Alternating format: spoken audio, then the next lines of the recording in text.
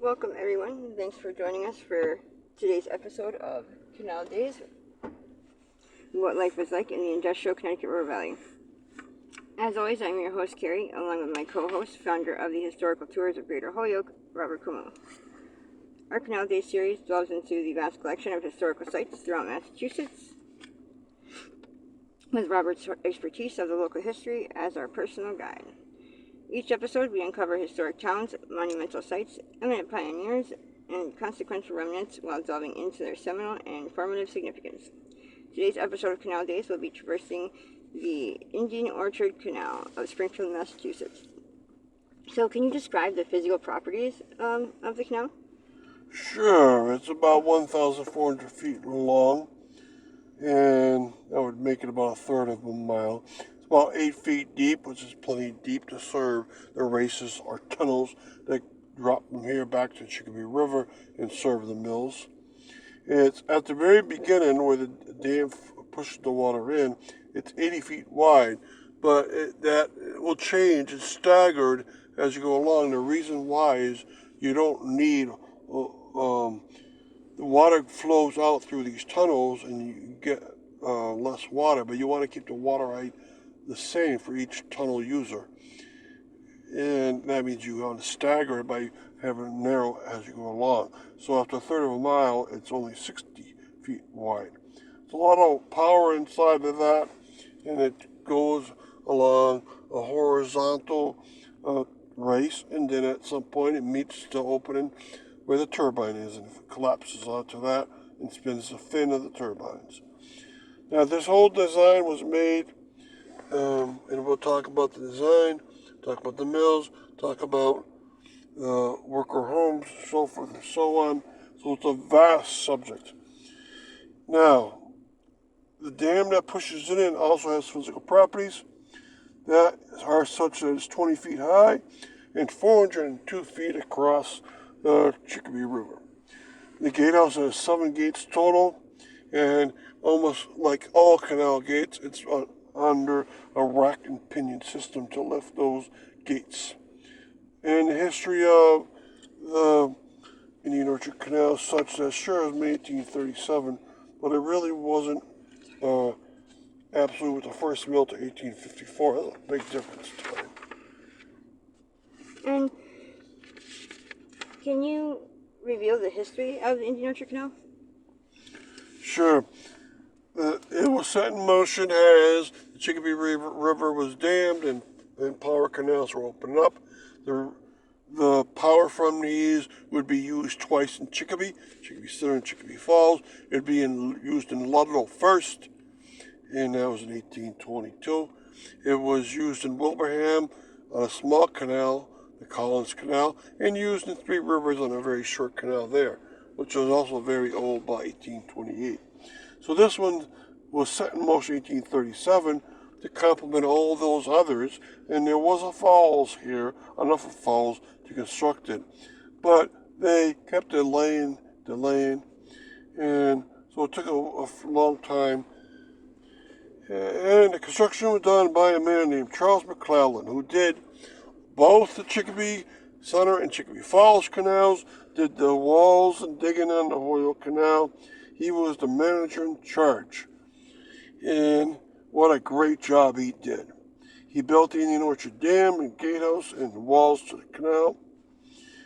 And it's all still there. That just says that 170 years later, everything is still around. So, what a great history. But the weird thing is, the first mill taken in the first water power did not happen in 1854, 17 years after the canal had been built.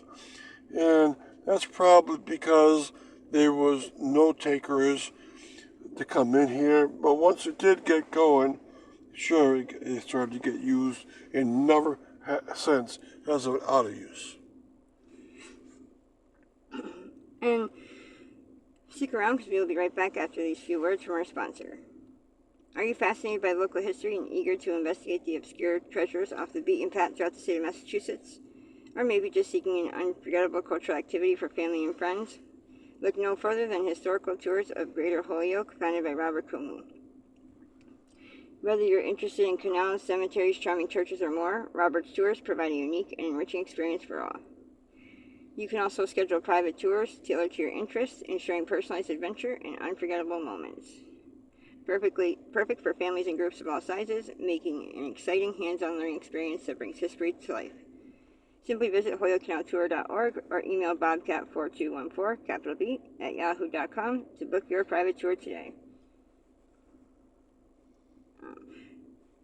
Welcome back to our Canal Days episode of the Indian Orchard Canal of Springfield, Massachusetts. And can you disclose on some of the various mills that have been located along the canal? Yes, the first one to come in was the 1854 date I gave you. That was the Ward Manufacturing Mill. They only stayed for 5 years, and they made cotton, of course. In 1859 to 1890 was a replacement for that mill. And he also built up, not only had the original mill, but they built up a mill number 2. And that was the Indian Orchard Mills Company itself. So, they went away in 1890 and they were replaced by 2 other companies because you had now 2 mills. And those 2 other companies were the Indian Orchard Company from 1890 to 1938, and then the Lilly Company Mill, 1890, which made cotton and wool products inside of it. Now, in 1897, something special happened since they put a hydroelectric generator right on the canal itself, taking tunnel water, put it over there, its big hydroelectric turbines. You now had the dam and canal being not only a place for mills, but a place for a hydroelectric station. And that was called the United Electric Light Company. And it still is used to make electricity to this day. The mills are still there, not using water power, but using electricity. And they're not really generating industrial products. They're artist studio at this point. And can you outline where the homes that were designated for the mill workers were? Sure, I can tell you a few of them. There's quite a few in this area because any cotton mill is labor intensive, and so there's a need for a lot of worker homes. On Hampton Street in the Orchard, from the 1850s, there was 8 cottages for the foremen of mills. And then on Worcester Street, near Chestnut Street, there, since 1859, there's 4 cottages. On Water Street and Center Street, there are many mill worker homes, and a lot of these are still there. There's many others, but they're been long gone.